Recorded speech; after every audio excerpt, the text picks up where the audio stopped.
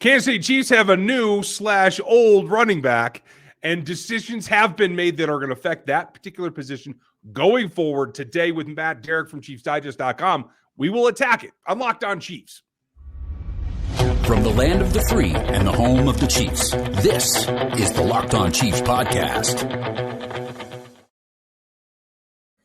Welcome back, friends and neighbors. It is post-draft day 2. Things are still changing. They just never kind of end around this franchise. Lots of news in terms of the running backs. We're going to talk about what that affects and what's going on at Arrowhead with Matt Jerrick from ChiefsDigest.com, where you can get all your updated information. I'm Ryan Tracy, the founder of Rogue Analytics and Performance Consulting, where hopefully you checked out the draft guide and the athletic matrix. If not, you can still check them if you like. There's still a discount going. It's Matrix LOC. And you can still get information at NFL 33 and RGR football. But thanks for making us your first listen. Make sure you check out another Locked On show for your next listen, because we're here 5 days a week on every show, everywhere, on every platform.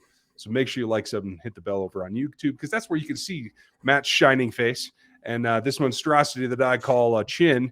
And we're going to get into taking one on the chin. And some people might interpret that as exactly what happened when the Chiefs forego Clyde Edwards-Helaire's fifth-year option. Matt, that's the news of the day. We'll tie into some other things there, but this felt like it was a decision kind of already made. Didn't surprise me, but still, for the player coming back into the room, into the building and trying to adjust, that's got to be a pretty bitter pill to swallow.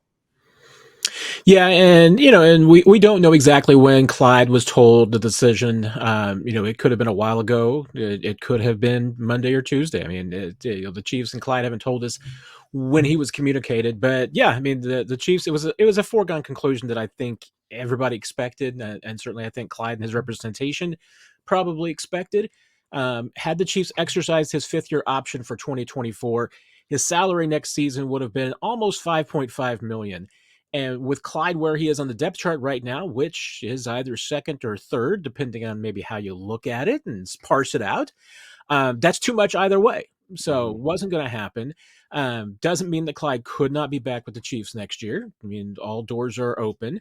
Right now, he's under contract to the Chiefs for 2023. And so barring a trade or any other move, I mean, he's going to be with the Chiefs. And as Brett Veach said on Monday, they're excited to still have Clyde part of the mix. Said he saw him in the building on Monday, was the first player he ran into after the draft on Monday, and that he looks in tremendous shape. I mean, yeah, we've heard that before, but I think it's always been a case that if Clyde can stay healthy, he can be a good player. It's just the staying healthy thing has been a real problem for him.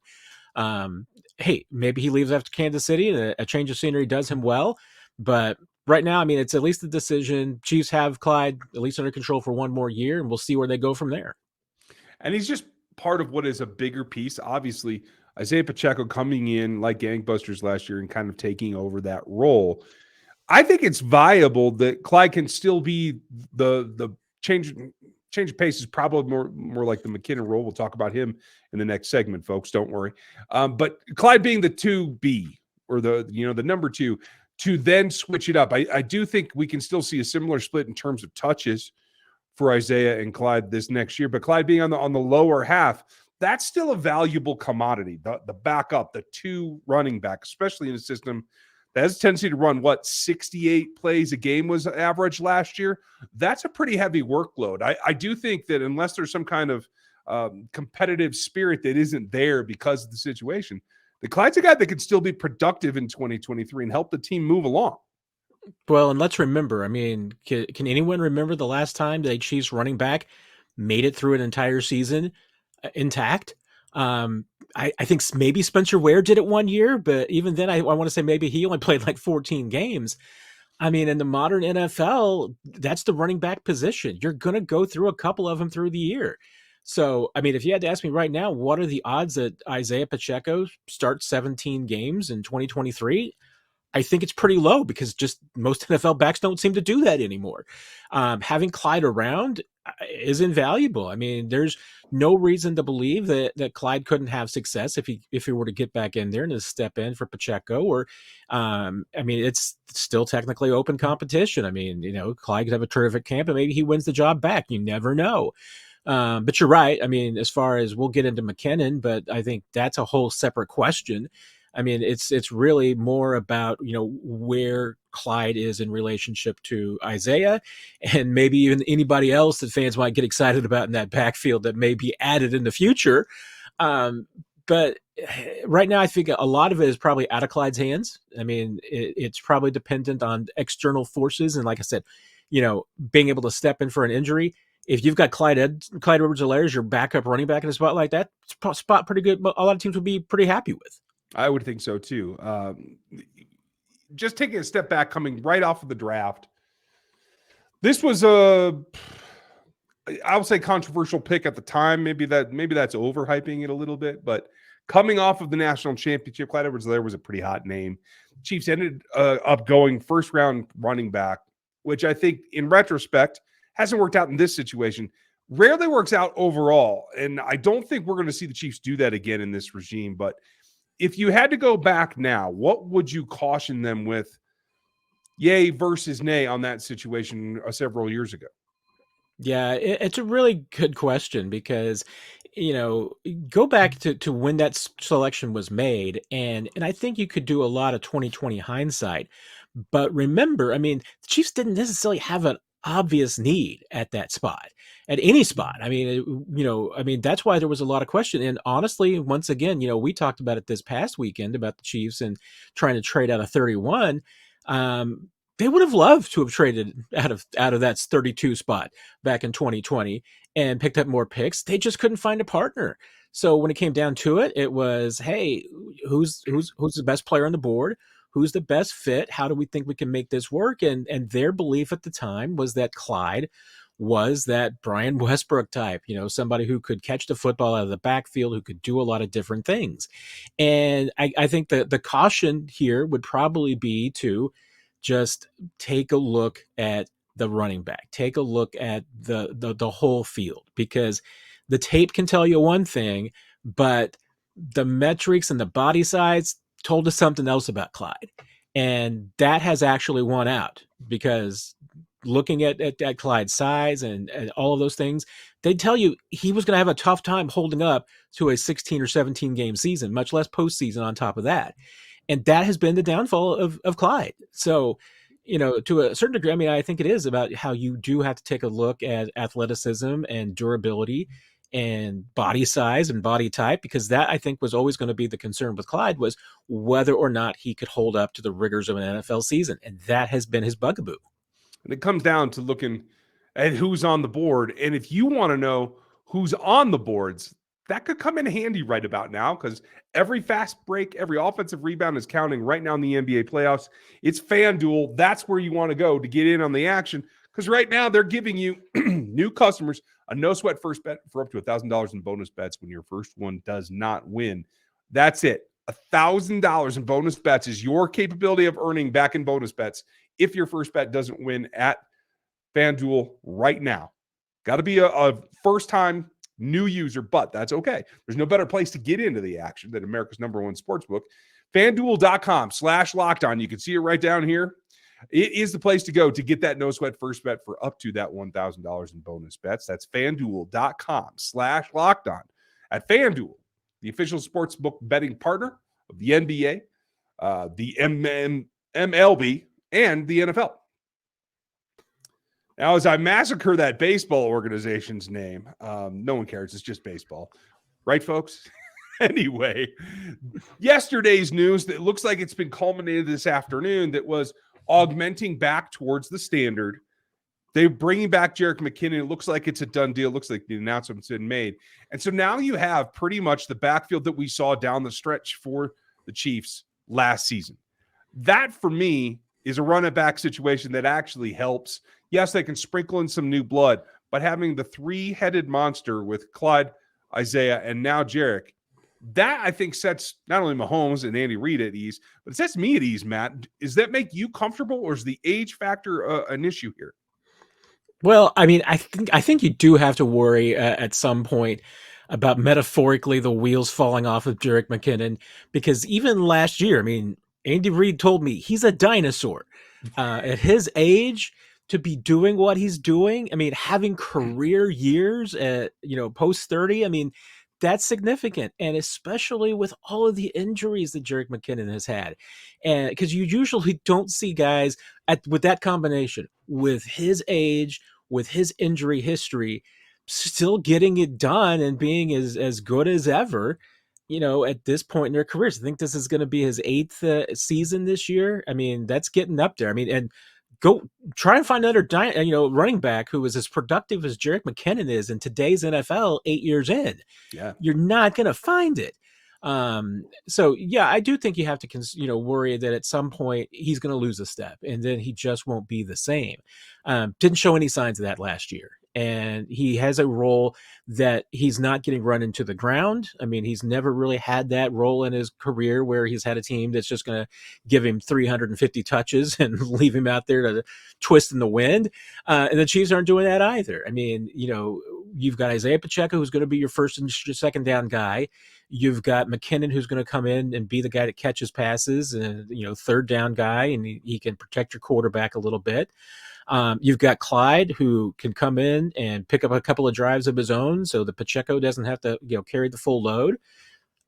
But Clyde's there as a backup as well. I would expect that they're probably going to carry another running back. I mean, we'll also see how they address the fullback situation and deal with that. And maybe that's dealt with to the tight end room, or the Chiefs just move on. And I'm sorry to say, Ryan, for your sake, that the fullback position just becomes a ghost. But they've still got some work and they still got some things to figure out. But you're right. I mean, to have those top 3 guys at the top of your list going into the season, that would be the way you'd want it to stack. Yeah, I can understand that. And folks, you'll hear some of my frustration tomorrow as well. Thursday's show is going to be a quick rundown of the AFC West, the other teams' draft grades, and who they stole from me in one way or another. Every team in this division. I hope you'll tune in for that. It should be kind of fun and hopefully cathartic for me. The running back position, I think, is evolving on this team. And I think the H-back role could become that fullback thing as much as I don't like it. But the other guy that's been brought in recently to fill out that room and give another option is Deneric Prince, a guy that runs a lot like Isaiah Pacheco, to tell you the truth. Vision's a little bit something you got to work on. Certainly pass protection is something he has to work on. Has that upright style that Pacheco runs with as well. Is that a battering ram type addition? Somebody take the load off of Pacheco between the tackles that can then be used in the short yardage situations?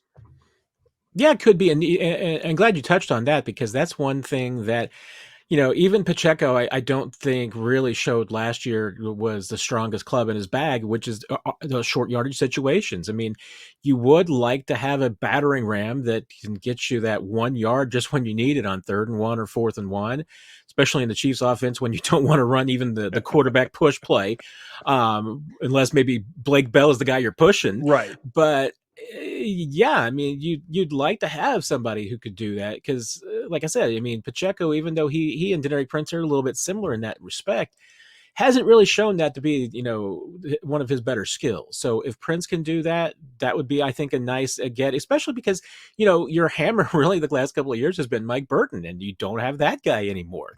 So you are looking, I think, for a short yardage back, somebody who can run between the tackles and just get some tough yards when needed. You'd rather, I think, prefer that not have to be Pacheco. I mean, I think in today's NFL, that's, you'd like to save that guy. Clyde, is a little bit too small to be that guy. So I think that's a lot to ask from him. So yeah, I mean, I think your Chiefs, you are looking for somebody who's a little bit more physical. I hope that that's the way that it works out. Physicality is certainly one thing that I think they could use in a number of positions. We're going to talk about where this stands. What's the vibe? Where is this team going? Right now, it's rookie training camp, invite camp, the tryout season. We're going to give you a preview of that on Friday, and we'll have a little bit more idea there. But on the backside of this, where is this team mentally right now, coming off the Super Bowl and the draft, and what are they prepared to do? And this is always my favorite kind of year, Matt, because obviously you come off of a championship. Everybody's up. Everybody enjoys the parade. Well, unless you're Clyde. And then you come back, and all of a sudden that's all out the window. And the last time you were in the building, everything was, rainbows and sunshine. And now it's like, oh, I got to get back to work. Welcome back to the training room. Let's get on the practice field. I think sometimes that can be a shift of gears that's a little difficult for the younger players. The veterans, I don't think that they have to worry about that too much, but we've seen a fairly good departure of veteran players this offseason. So in your mind, right now, where the team sits, is this an advantage that there's more youthful enthusiasm, maybe for a lack of understanding the grind that you're in for again? Or is this, hey, we really should do something to shore up some of the veteran aspect of the leadership that we need going into this season? Yeah, it's a good question. And, and we had even addressed a little bit during the draft talk over the weekend about, the Chiefs going into this draft with 10 players, 10 selections, and, and that maybe not really needing to come out with that because, they didn't have that many holes to fill. Well, looking back at it, Chiefs are losing 8 players via free agency that played significant snaps for them and 5 starters. So they do have holes to fill. But you're right. This team is getting younger, consistently younger. They're going to add more youth this year too. So I think for a lot of reasons that's good. One, I think we saw the benefit of the youth movement last year, which is it makes you faster. There's no doubt. Sometimes youth is going to lead to mistakes, but speed can eliminate mistakes sometimes, or erase them. So that's a good thing. And I've got some questions about, obviously all the young guys from last year are going to get tested in a different way this year, and you need to see how they respond to that. But I think it helps everybody. I think it even helps this coaching staff. And I know, I think Andy Reid is with me. I love rookie minicamp weekend almost more than any other week of the year, because, you get all the new guys in, you get the rookies, the draft picks before they've been jaded and beaten down by, the talking points and what they can and can't say. And their eyes are still wide open and dewy. So it's fun to see that. But then you get the tryout guys, guys from smaller schools who are coming in and get to see and watching these guys just have fun and playing football. And then on top of that, watching the coaches get to teach. This rookie minicamp weekend is about teaching and evaluating. They're trying to teach these guys how to play NFL football and how to pick up an offense in 3 days. It's a lot of fun to watch. And, and even though I think Andy Reid all year he says, well, at times it resembled actual football out there. And there's a lot of mistakes, and I know he probably scratches his head every once in a while watching the mistakes. I still think he has fun teaching because that's the thing he loves the most. And I think it helps everybody kind of this weekend get their juices going and everything. So I love this weekend, but I think you're right. As far as you just talk about this team getting younger in general, I think it's a good thing. Like I said, there are going to be growing pains with going to a youth movement. I think the Chiefs are still in the midst of that. But there's a lot of upside to it too. Yeah. And I think it helps foster some enthusiasm from the coaching staff. We saw a couple of new wrinkles here. Some things that were a little more animated than we're used to. Maybe a couple of selections in particular that when it happened, there wasn't a whole lot of energy in the Chiefs draft room. And I think whenever you get those little glimpses inside the process, maybe it's just the fact that you've got something else that you were trying to accomplish that you weren't able to. But on the whole, when you're reading the room in the facility about where they're at, having come through this weekend, what's the idea that you're getting? Yeah, I tell you what, the vibe that the front office is really giving off from the draft is that they're pretty pleased with how things went, especially the first 4 rounds. The first round was interesting in that, Brett Veach is kind of split it out here, but let's parse it out. The Chiefs wanted to move up. They were trying to get into the early 20s. They didn't want to go any further than that, but they felt like they get into the early 20s, they could gotten the person that they wanted. And I think you can extrapolate that they wanted to go get a receiver. Wanted to go to the exact spot where 4 straight teams took a receiver. Mm-hmm. So they clearly had some difficulties. They had a backup plan, which was to get somebody else. And I'm pretty sure that was not Felix. I think they were targeting some of the other guys who were starting to fall a little bit. I truly believe that the Chiefs had somebody who was one of their top 15 guys. They would have probably tried to move heaven and earth to get into the mid-20s to get one of those players. So you're probably meaning that we're talking about maybe a player or multiple players that the Chiefs liked, but didn't feel like they were necessarily a top 15 pick, that this was maybe a top 25 pick, that at 25 would be an appropriate pick, but it wasn't worth giving up something to go there and just get equal value. I mean, because remember, I mean, if you're trading up to go from 31 to 25, you're not just exchanging, you're giving up something, So if you're giving up, let's say, a 4th round pick, well, do you want to give up a 4th round pick just to get at 25 a player that you value at 25? I mean, that's not the definition of making a good deal. So, it certainly seemed that by the time that, the Bills pick got around by 27, the Chiefs were done. They were like, hey, we're sitting back, because the backup plan all along was Felix Anudike-Uzomah, was that this was the guy that they felt like was going to be there at 31. Mm-hmm. And if he was there and they stood pat, that was fine with them. And then they had a plan, which was, if that's what happens, then they wanted Rashee Rice in the 2nd round. And they were aggressive. They moved up and they got him. They get to the 3rd round and they're like, okay, do we take Wanya Morris or do we take Shamari Connor? They decided to take Morris. Then Connor's there in the 4th round. They're able to make the deal and get back up and get the guy that they were thinking about taking in the 3rd. So they really got what they wanted there. And even in the last couple of rounds, in 5, 6, and 7, they're still pretty pleased. I mean, BJ Thompson was somebody that they really looked hard at, really loved the upside of him. I think they had him in for one of their top 30 visits. That's a pretty good indication of how much they like that guy and were interested in him. And the depth of the cornerback group. I mean, getting Nick Jones at the end of the 7th, I mean, cornerback was the deepest position in this draft, and they were able to get a guy with decent size that fits what they want to do. There's not going to be a lot of pressure on him because there's a lot of guys in front of him, but you're talking about a developmental practice squad guy. That's a good get in the 7th round. So I don't think there's any doubt. I mean, Chiefs seem inside the building very pleased with how this draft went, especially the first 4 rounds, but I think they're happy with all 7 picks. I want to go back to one pick that you mentioned briefly, and that is BJ Thompson, because he's a departure from what we've seen this organization take under Spag's rule. He is more of a Cullen guy in terms of a 3-4 base type player. Do you see that as a shifting of the philosophy of this defensive staff as a whole? Or is that just the fact that Joe Cullen's able to talk everybody into, hey, I see this trait that we can really take advantage of if we bring him along correctly?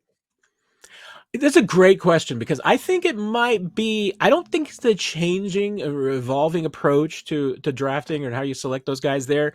I do wonder if it's just a melding of approaches, because I'm with you. I mean, that's the kind of guy that does seem like he really fits a Joe Cullen, model and everything like that, is a speed, aggressive, get up the field fast kind of guy that Cullen really loves.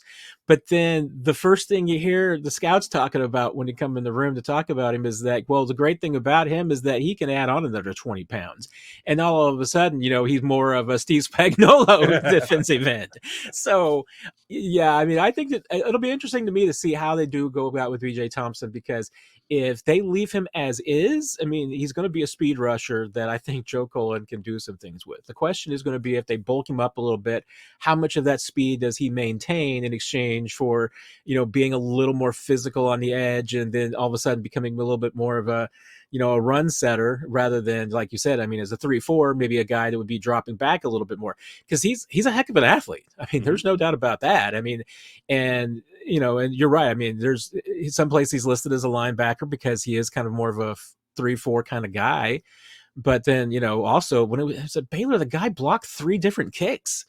I mean, he's a long, lean athlete, and I think Dave Tope's going to get some use out of that too. Yeah, absolutely. You got to hope so. That's one place where this team can improve pretty markedly is on the special teams. So let's hope that they pull that off. Now, again, folks, tomorrow we're going to go over what the AFC West did and who committed the biggest crime against yours truly, and maybe the organization we all love and talk about. But Friday, we'll be previewing the rookie group. Matt will have information for us next week on those rookies. We'll see what happens. Matt, any sleepers you have your eye on this weekend? I definitely want to see Prince in person to see what he's up to and everything. But I tell you what, I mean, Jack Truman, that kid from Harvard, I'm really curious about too. I mean, I really want to see the athletic piece of that because again, another guy that doesn't really fit the model and might be tough size wise, but the measurables are there, the testing numbers are there. So let's see what he's got. Yeah, that's where I'm coming from too.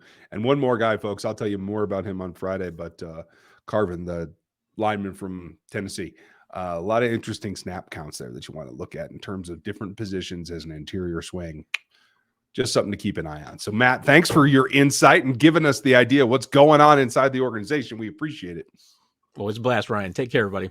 You guys have a great day. We'll be back with you tomorrow so I can complain. I hope that you'll join us then. We'll talk to you.